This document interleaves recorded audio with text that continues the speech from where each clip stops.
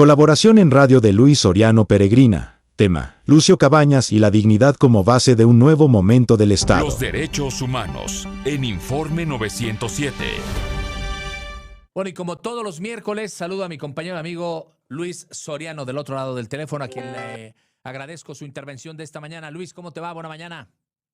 Hola, Toño, muy buenos días. Saludos a ti y a todo tu auditorio. Acá Muchísimas estamos pendientes y presentes contigo. gracias, Luis, como siempre, como cada miércoles. ¿Qué nos tienes para esta mañana? Oye, fíjate que en esta ocasión me gustaría que reflexionáramos ahí con tu auditorio de lo que es Lucio Cabañas. Digo, ya saben quién es Lucio Cabañas, pero sería interesante darle un sentido diferente. ¿Qué te parece? Por favor, a ver, adelante. Mira, hoy quiero compartir, hay una reflexión que dialoga con la historia social de México, pero que al mismo tiempo se coloca en el presente como una oportunidad concreta de transformación. Una reflexión que parte desde una idea muy sencilla, pero profundamente estructural. Cuando la dignidad de las personas, especialmente de quienes han vivido en condiciones de mayor desigualdad, se coloca en el centro, el Estado adquiere una nueva capacidad de construir justicia, cohesión social y paz. En ese horizonte, la figura de Lucio Cabañas permite recuperar una enseñanza que mantiene plena vigencia, no como una reflexión, una referencia del pasado, sino como una lectura sobre la relación entre territorio, comunidad y poder público. Porque su historia, vinculada con las comunidades rurales y con la educación, muestra con claridad que la dignidad se construye desde la cercanía, desde la escucha y desde la presencia real en la vida de las personas. Su paso como maestro rural no solo formaba estudiantes, construía comunidad, generaba identidad y fortalecía la organización social.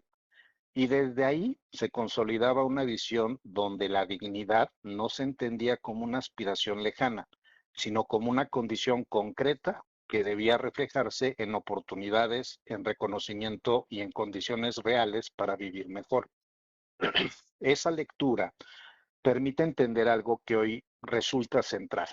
Cuando las comunidades encuentran espacios de participación, cuando son escuchadas y cuando forman parte de las decisiones públicas, la cohesión social se fortalece y se generan condiciones para transformar la realidad desde lo colectivo, lo que abre una ruta clara para el presente. Hoy, México y particularmente los estados que viven procesos de reorganización institucional cuentan con una oportunidad muy importante, una oportunidad de consolidar un modelo de gobierno que no solo administre, sino que construya desde el territorio, que escuche antes de decidir y que actúe con una visión de largo alcance orientada a la dignidad.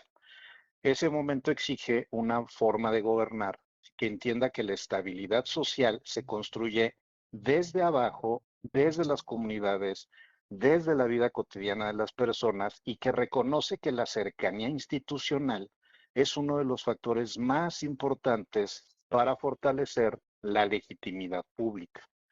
Desde esta perspectiva, gobernar con derechos humanos implica traducir esa visión en acciones concretas y en políticas públicas que lleguen al territorio, que comprendan los contextos locales y que generen respuestas, oportunidades capaces de prevenir, de acompañar y de transformar.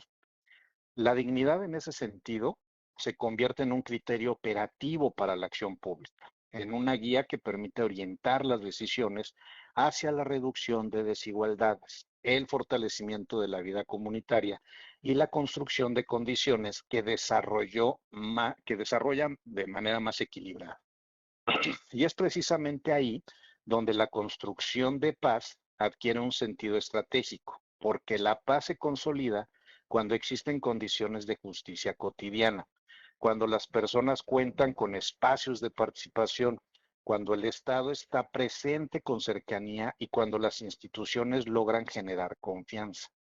Los procesos de transformación institucional que hoy viven distintos territorios en el país encuentran en esta lógica una ruta clara: fortalecer la presencia del Estado en el territorio, articular esfuerzos interinstitucionales, y generar mecanismos que permitan a las comunidades participar activamente en la construcción de soluciones.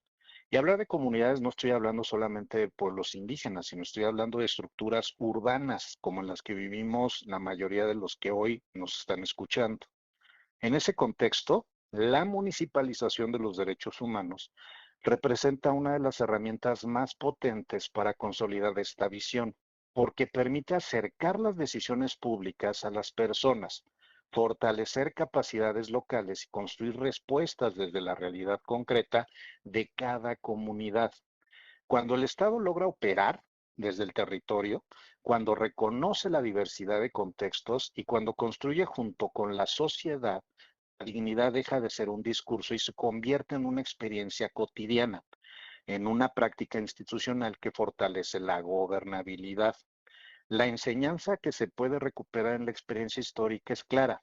Cuando la dignidad se coloca en el centro de todo, las comunidades encuentran camino para organizarse, para participar, para construir mejores condiciones de vida. Y hoy esa enseñanza puede traducirse en un modelo de gobierno más cercano, más sensible y más eficaz. El momento de actuar ofrece condiciones para avanzar en esta dirección, para consolidar un Estado que cuide, que acompañe y que construya, un Estado que entienda que su fortaleza radica en su capacidad de estar presentes en la vida de las personas con sentido, con dirección y con compromiso. Cuando esto ocurre, la justicia se vuelve accesible, la cohesión social se fortalece y la paz se construye con bases sólidas, generando un entorno donde el desarrollo se vuelve compartido y sostenible. Ya en este horizonte, hoy se abre un horizonte donde la dignidad guía la acción pública, donde el territorio se convierte en el centro de las decisiones y donde el Estado logra consolidar una nueva forma de gobernar, una forma que reconoce, que escucha y que construye junto con la sociedad. ¿Qué tal, mi Toño? ¿Cómo ves? Sin duda alguna, la educación en nuestro país debe de ser de vital importancia. Ahora, la pregunta es, 2026, ¿tenemos educación de calidad?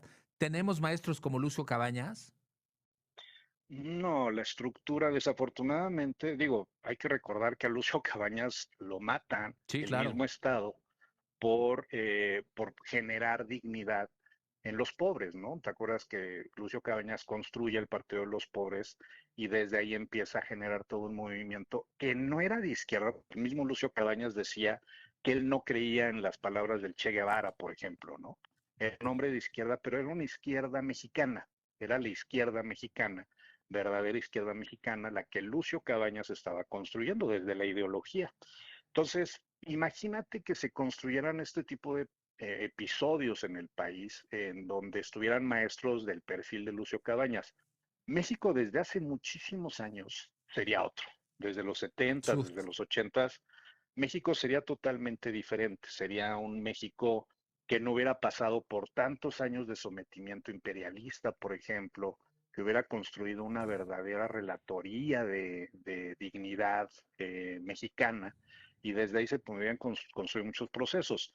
Eso le afectaba al Estado mexicano de esa época, pero principalmente le afectaba a los países imperialistas, a los que nos tenían controlados y dominados como Estados Unidos.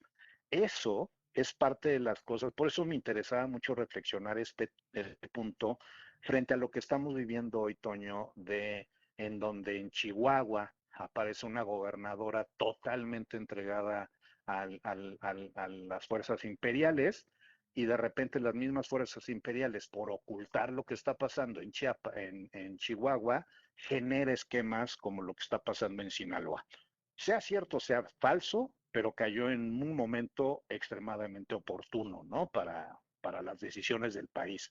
Y eso es un fiel reflejo de que las fuerzas imperialistas o el gobierno de Estados Unidos o el sionismo internacional sigue teniendo interés en mantener el control de lo que pasa en el Estado mexicano. Y eso es precisamente lo que nosotros tenemos que romper. Tenemos que construir dignidad hacia adentro del Estado, hacia adentro de nuestro país. Claro. Y esta dignidad se empieza desde las aulas y estamos muy Así es. lejos para hacerlo. Mi querido Luis Soriano, ¿dónde te vemos y leemos? En mis redes sociales, Luis Soriano BC, ahí me encuentran entonces en Facebook, Instagram, TikTok, etcétera. Ahí estamos. YouTube también. Perfecto, muchísimas gracias. Nos escuchamos el próximo martes. Perdón, el próximo Abrazo fuerte. miércoles. Próximo miércoles. Abrazo fuerte, Toño. Saludos a todas y a todos. Abrazo, gracias. Voy a un corte, las 7 de la mañana con 58 minutos en Puebla capital.